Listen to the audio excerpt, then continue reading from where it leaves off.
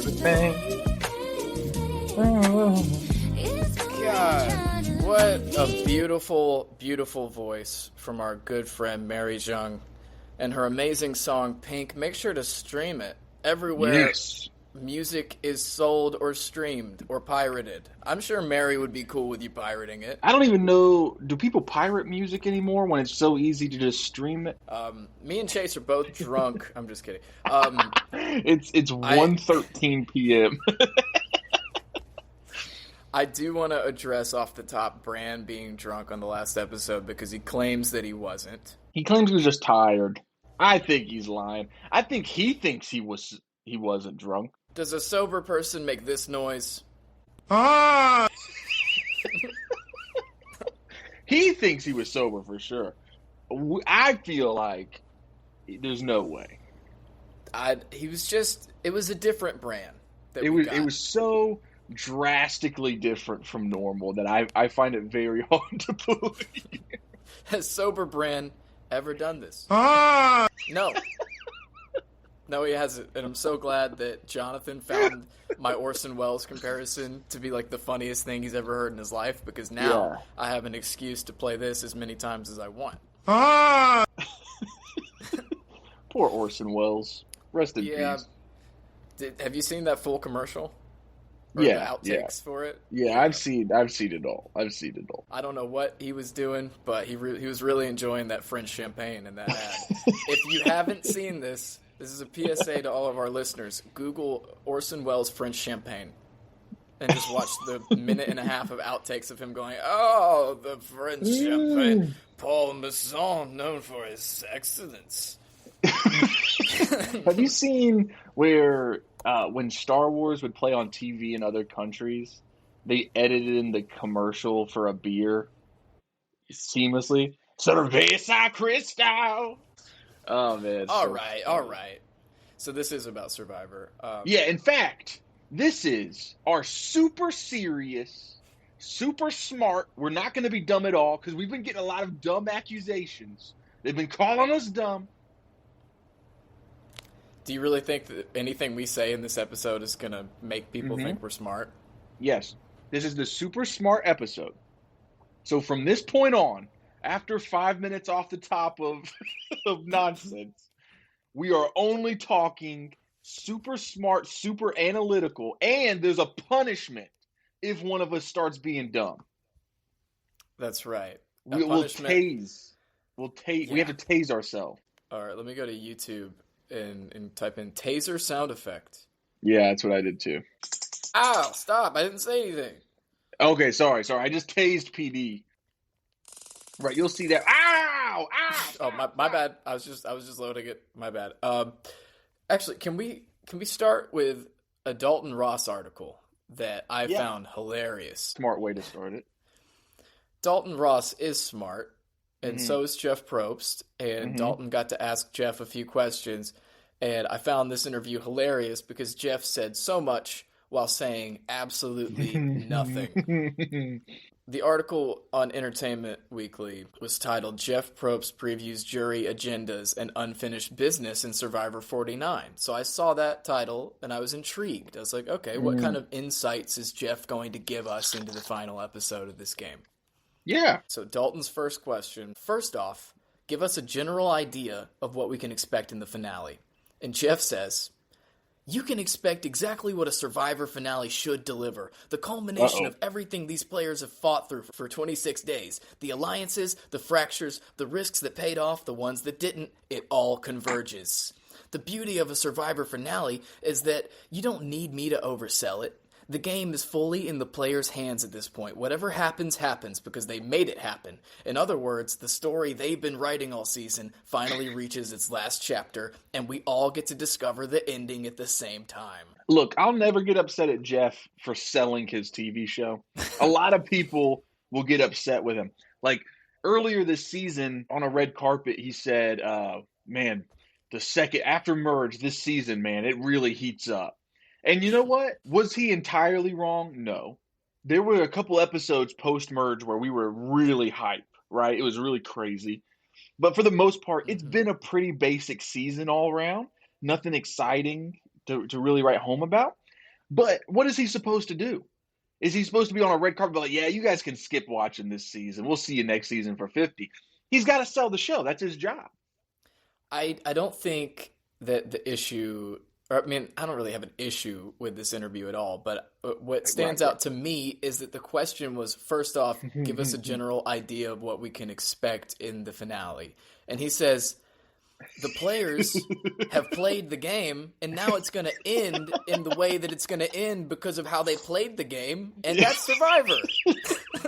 Yeah, he's got that John Cena non-answer. It's PR coach speak. The next question, what can you say about this Final Five, either individually or collectively? What I can say about this Final Five, individually and collectively, is that they're the product of the game they play. Jesus Christ, every Jeff. move, every blindside, every moment of hesitation or courage, it all adds up to who's still standing. And that's always the most interesting thing about the final stretch. The group remaining always reflects the season. All you have to do to understand them is just look at the path they took to get here. The story is already on the screen. Jeff, that's the same answer you gave for the last question. Are you still defending him for selling his show? I don't think he's selling the show. I think he's just saying the show is the show, and what happens is what happens, and isn't that great? Yeah. But I agree with him, in a sense. I mean, he's not wrong. He's not wrong. Yeah. The show is the show. The show is the show, and it is great because it is. And because the players do what they do, it's how it plays out. This was supposed to be the super smart show, and we're way smarter than Jeff Probst right now. He sounds like a moron. I mean, I think Jeff is smarter than us. He's just very intentionally not giving Dalton Ross anything he can run with. The final question here. What kind of final tribal questions can we expect from this jury? And Jeff says, you can expect the jury to ask the questions they feel need to be answered. That's Jesus always Christ. how it works. Every jury comes in with its own mix of emotions, agendas, unfinished business, and hopefully a genuine desire to crown a good winner for their season. Some want clarity, some want accountability, some want to test how self-aware the finalists really are. A good jury will always steer the conversation toward whatever they believe will help them decide who deserves the title. And that's exactly how it should be. And the final three have to be ready for anything. It's time to claim your prize. All right. I am no longer defending Jeff. What kind of answers can we expect, Jeff? Oh, you're going to expect the answers that we always kind of get when we get a finale. Yeah. And the answers are always the right answers because the players want the right things. I don't know. Does this interview make you super excited for the finale? No. But are you excited for it? I am very excited. And I think that's what this Sanctuary episode is going to be about, is us kind of speculating and predicting what we think is going to happen, because this season has very much gone a predictable way. However, I would argue that our final five, some of them I did not expect in the final five. Yep, definitely. Maybe we should just run through each of them and talk about their chances. Yeah, we can start with Christina. It's not happening. No, 0 vote finalist at best. At worst, she's the next one out. But I mean, I never expected her to make it this far. Good for her. But there's always that one character that manages to make it to the end that no one sees coming. And that's usually, I mean, let's see. We had our good friend Sue. Jake O'Kane was a 0 vote finalist in season 45. There's always somebody. Why can't we have 3 people that all seemingly have a shot ever? I don't know. It's because I think it's, not to sound like Jeff, but I think the game is designed because the whole point that they brought, like the whole reason that they make it a final 3 instead of a final 2 is because it was becoming someone, basically the person that's the obvious winner would bring a GOAT to the final 2 so that way they easily win the final 2. That's why they introduced the final 3. And so I thought now it was a good idea. Yeah, I agree. And that's why the final 3 is typically 2 strong players with a good chance, and then the GOAT that they take with them. There's always going to be that person that gets dragged to the finals to help their chances. But I we could guess I just wish that one season it was like I think all three of these people could win, and it never feels that way. but that could be this season. That could be what sets this season apart, because is this going to be the first time that we get a final three where it's Rizzo, Savannah, and Sophie Baldy? I think that is going to be the final three, but it depends on fire making. Let's walk through the next steps, and you tell me how you think it's going to play out. So first thing that's going to happen is we're going to get an elimination challenge, an immunity challenge, to drop the final five to the final four. Who do you think goes home? Steven, Okay, Christina. Wait, no, Steven's gone. Yes, Sorry, yes, Sage. Steven's gone. Yeah, you lost the Sage, draft. Christina. Yeah, Sage, Christina. I think one of those two. Or do you think one of the big three? It all depends on who wins immunity. But Let's say immunity goes to Savannah. or what if it's a puzzle? She's been winning with her abs. Right. Well, then I mean, out of Savannah, Baldy, Rizzo, Christina, and Sage, I still like the chances of Savannah, Rizzo, or Baldy winning the challenge. Yeah, that is a good point. So I think they send Sage home next because she's a bigger threat than Christina, because Sage at least has made a move in the game. I think just one when she got Shannon out. But yeah, well, also she flipped to get Steven out last week. Yeah, I think to her detriment. I agree, but you can see that as a move if you wanted to. And if she was able to stay at the end, she would be able to use that in her pitch. But I think that she's going to be gone next, and that maybe we'll get another Jonathan song, and then it's the final four. Right. So then at that next challenge, let's just assume Savannah wins that challenge as well. But it could be Samotion, and I think Rizzo. I don't know why I think Rizzo would be good at Samotion. But okay. He hasn't done good at any of the endurance challenges. Yeah. So if it's not, it depends on what the challenge is. There's so many variables, like with fire making and what the challenge is. It is basically, walk me through who's doing the fire making challenge, regardless of who wins. Who do you think goes to fire making? Let's go through each player. Savannah wins. She has to decide who goes to fire making. I think she's putting Baldy and Christina up against each other. So she keeps Rizzo. I think that she is determined to keep Rizzo to the end. I mean, do you think we're going to see a backstabbing happen this close to the end? I think it needs to happen. Like, if either Rizzo or Savannah is in the power position. I know they want to go to the end of the game together, at least at this point. But at least Kyle and Camilla had the wherewithal to be like, hey, if we go to the end together, we're cannibalizing each other's game. Yeah. Yeah. And that's potentially what they could be doing. But I think if Savannah wins the final two challenges, if she won out, I don't think she would have to send Rizzo to fire, because she has the case of being the most she won pretty much player. Everything, yeah. Yeah. Rizzo, if he won the final challenge, I think it would be a good idea for him to send Savannah to fire. And then what if Baldy? I think if Baldy wins it, she's the most likely to pull a kind of move to try to win the season. Ideally, if Baldy wins, it would be crazy to see a Savannah Rizzo fire making challenge. That would be the best thing for entertainment value on TV. I have thought about that. One of the two players that we know comes back is about to lose, not from a vote out, but because they had to beat the other one at fire making. That's the most entertaining result. Even more entertaining than that. Christina wins the final challenge? And exactly. Yeah. Even more entertaining than that, Christina wins the challenge. She puts Rizzo and Savannah up in fire making against each other. Then she goes to the final three with Baldy and whoever wins fire making. I think the only way we get Savannah and Rizzo in fire making is if Christina is able to win the final challenge, or Sage, depending on who is left at that point.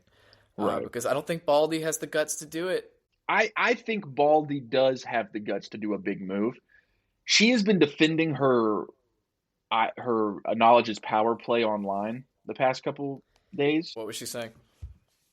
Basically, I mean, she's saying that at the moment that's the best move for her to make. Just because it wasn't the flashiest move and it wasn't the best move for us to watch on TV doesn't mean that it was the worst move. Let's take a step Wait, back. do you agree with Baldy? I think that if she wins this season, which she very well could, then I have no problems with what she did. If she loses this season, I think she lost because of that move. I think she is going to lose because of that. Because it was just...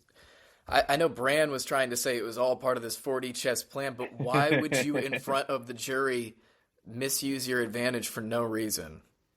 It just doesn't make any sense. And also, what she said online was that Rizzo's move to lie about that his idol expires that tribal was her idea. And Which, that makes again, it even more confusing to me as to why she didn't take Rizzo's idol.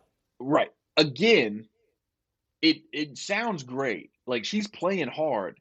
To the jury and to us, the audience, we're not seeing that stuff.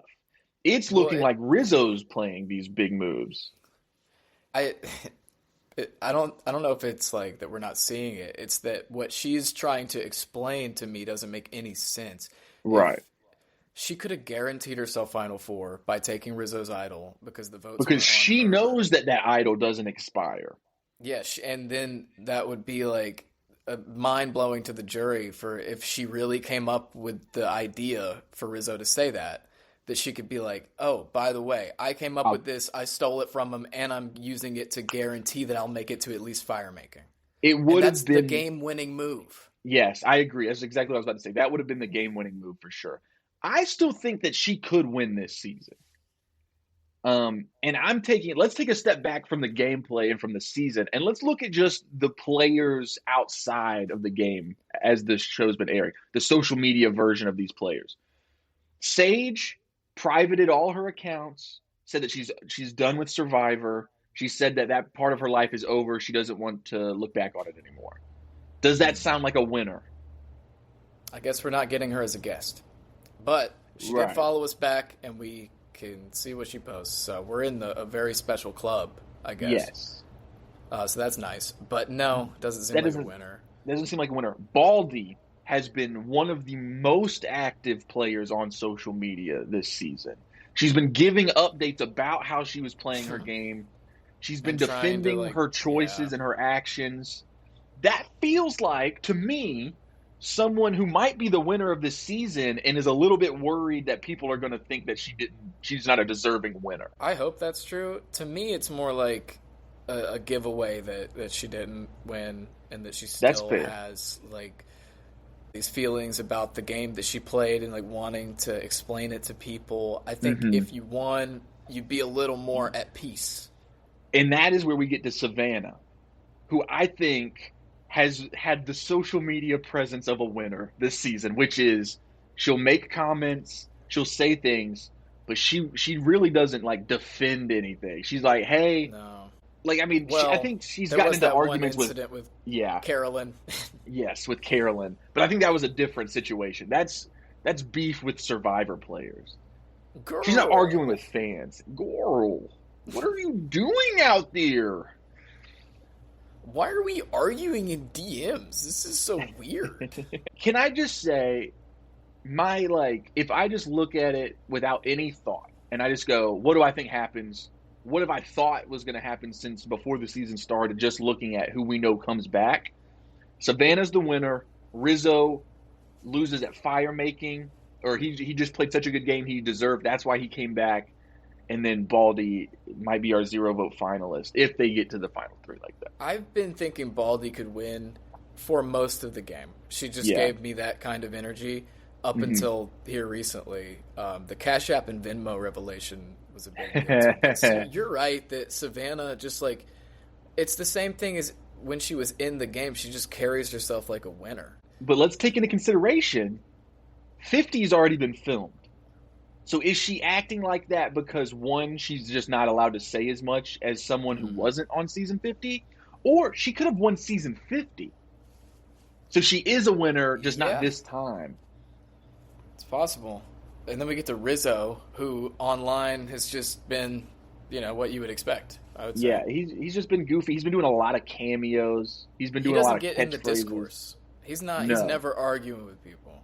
he comes from the pro wrestling school of being a public figure, which is he's all about entertainment, and he'll do cameos, and he's doing funny TikToks with his girlfriend.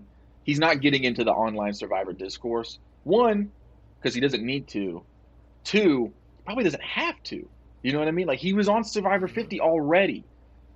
He could be $1 million richer from one of the seasons. Who knows? Or $2 million richer. That's what's so exciting about this, because this is our first time seeing a returning season live. And this is all super smart. We haven't had to tase each other. We're being very, very smart. No, because I think we actually got interested in discussing how all this plays out, which is is weird, because usually we're supposed to just supposed to be doing stuff like that. And that doesn't count as stupid, because that was just a very smart take on what we would usually do. Yeah. So you think Savannah's got it? I think that if Savannah and Rizzo both make it to the end, I genuinely think Rizzo has a better case, unless Savannah wins out, and then it's just like, I think it's a Savannah win. Because, like, here's the thing. Baldy strikes me as the type of person that if she won 49 and they asked her to come back for 50, I think she would have done it. So the fact that she's not returning for 50 makes me think maybe she doesn't win. It just doesn't come across as a winner. I think Savannah and Rizzo they've both played a big enough game to come back for 50 without winning. But at this point, at the final 5, I would be very shocked if one of those two are not the winner. So let's say Savannah wins one of the next 2 challenges. Her and Rizzo both make it to the end. Who do you think is the winner? What do you think? What's your opinion? I think Final Tribal could have a pretty big impact on it, and I know we've joked about the fact that she kept secret that she's a reporter, but if she spent her entire life in front of a camera and doing communications and stuff, it's a little bit different than Rizzo, who speaks in memes. She's a professional and is very good at getting her point across, and I think that gives her an edge there. But I think if Rizzo is able to articulate all the moves that he's made, then he should be the winner. Yeah, I agree. I think Rizzo has made flashier moves at tribals in front of the jury. And led the charge on the votes several times. Yeah. Savannah has obviously been a challenge beast, which definitely helps her case. I think you're absolutely right. Whichever one of them can get their point across at the final tribal of, this is all of the moves that I did, this is what I was responsible for.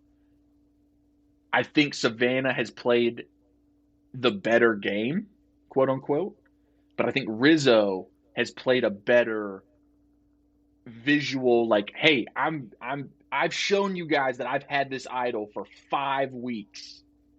And every tribal, I leave here with my idol in my pocket.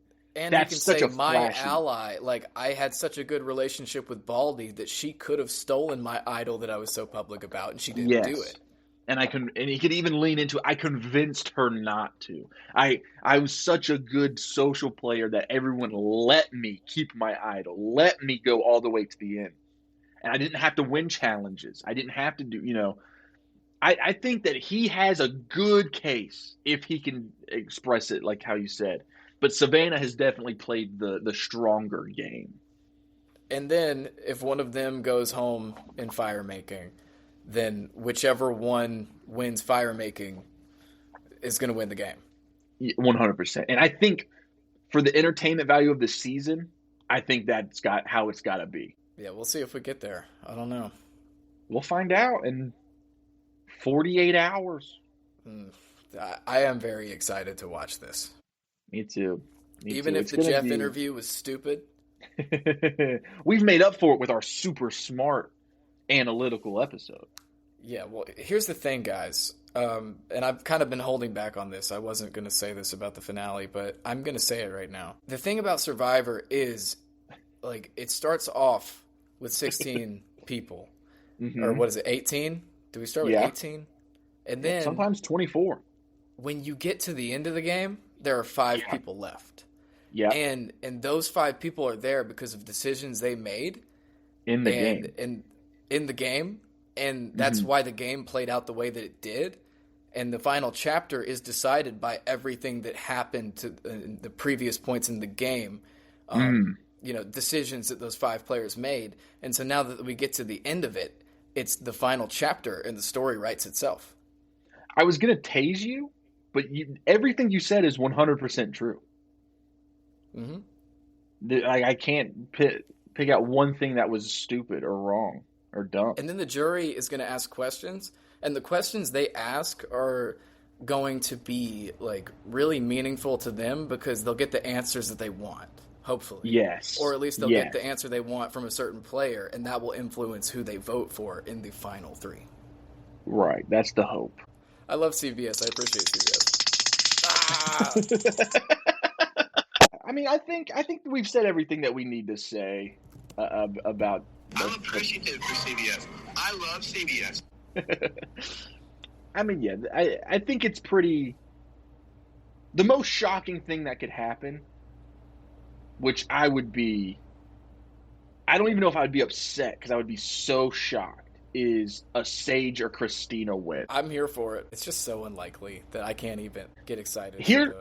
Worst thing that could ever happen to us. Worst thing that could ever happen to us, PB and Chase, is if Sage wins this season and Jonathan is a back-to-back making the merge Survivor Draft winner. You're right. Then if it was Sage, Jonathan would win. I would rather Bran win than Jonathan. I would rather Bran get his first draft win than Jonathan be a back-to-back winner going into 50. Because if he won 50, I don't think we could do this show anymore. Because he would be the greatest Survivor Draft player of all time if that happened. Yeah. That would make me hate Survivor, probably. Yeah, me too. I would join Drop Your Buffs podcast. Nice. I would do something with Teg, and then maybe people would stop calling me dumb. I think the mistake that I made with starting making the merge is that I reached out to you, Jonathan, and Kristen. I mean, Kristen, very smart. But I think if I had just maybe I was like, hey, Kristen, do you want to do a podcast with me and Teg with? Then I would be in the smart camp, but I made the wrong choice. Yeah, you picked the dumb. You picked some clowns. You know what I mean? Mm-hmm. You need to pick a Harvard grad, like Kristen. Yeah. All right, I think that does it for the sanctuary. Yeah, me too. What is?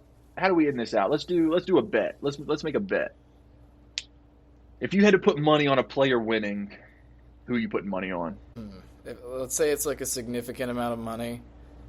And so that way I have to be honest. If I had to bet $500,000, so I have to feel really good about this, or I'll be in debt for the rest of my life. Savannah. Yeah. I'll tell you what. Let's make a bet just between me and you. Not as high stakes as $500,000. This month's Patreon earnings. But I also think it's Savannah. So I don't even know if we can make a bet like this. I think Savannah's the winner. Isn't that money supposed to be split among 4 different people, and then we're going to bet it amongst ourselves? Can we do that? Can we just gamble the Patreon money? And I'm totally fine with not giving Jonathan his cut. Okay, perfect. But I don't know how this would work because I think we're on the same page. We both agree. I've already lost the draft, so I don't even really have a fighting player in the finale. I just am rooting for who I think deserves to win and should win. And I think that no matter what, I'm going to have somebody in the final 3, which is just what I have to hold on to at this point. Because you have Rizzo and Baldy? Yeah, so I feel like I'm pretty much guaranteed to be in the final 3. And that's something that I've accomplished every single draft that we've done. Yeah. Yeah, good for you, man. Yep. I very much like the Steelers. We're getting away further and further away from winning a championship, but we're always around. Yeah, you're a top player. And it breaks my heart to know that I'm not a top player. And that sucks. Chase's fake idols. I was insulted when not a lot of people joined my team this season. the fake idols, but now I understand. They saw something that I didn't, which is don't bet on Chase. He's bad. He's bad. No. You know what? I'm I a think bad would general help you? manager. What's that? I think Madden franchise mode would help you. I'm so used to looking at these sheets of AI generated players and Yeah. having to make decisions. And that's what I don't have. I don't have that. Dang. I am, just to take a couple more minutes on this episode, for Season 50's draft, because we have the rule that for round 1 of the draft, you get a hold on any players that you have drafted previously that are returning. You have so many players coming back. Yeah. You have Rizzo, D, Charlie, Tiffany. And I have another one. Camilla. I think. Camilla, yeah. So you have 5 players coming back, I which is know insane. who to pick. I have Q. And that's it. I'm pretty sure. But Q, are you basically what I'm asking? Not to give away your draft strategy to someone like me who really needs help, but are you planning on taking a returning player, draft 1, or are you hoping for last pick? Because then you get to put a hold for the whole first round on all of your former players, all 5 of them, and you get to draft 2 of them in a row. I am hoping for the last pick because that's the ideal position to be in. Yes, it is I for this think. season. For For this season 50, particular yeah. season. As you know, it's not usually that way. But here's my answer to all that, Chase. What did Mike Bloom say about me? Said you can't spell PB without D. Yeah, that's all I'm going to say. I totally understand.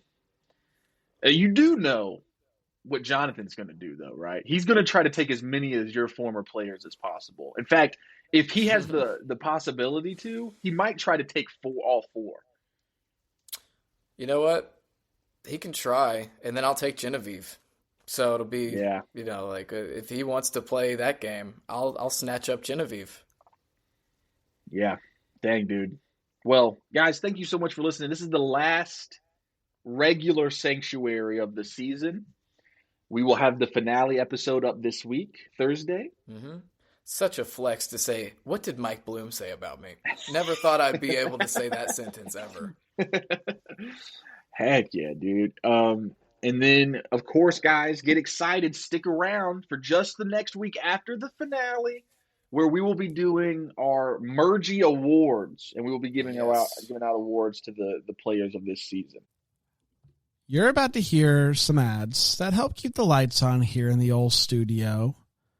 Thanks for listening, or don't listen. It's really up to you at this point. It's at the end of the show. I mean, you're listening to me. Hi. But here they come. I promise they're coming. Yep, here they are. Happy day.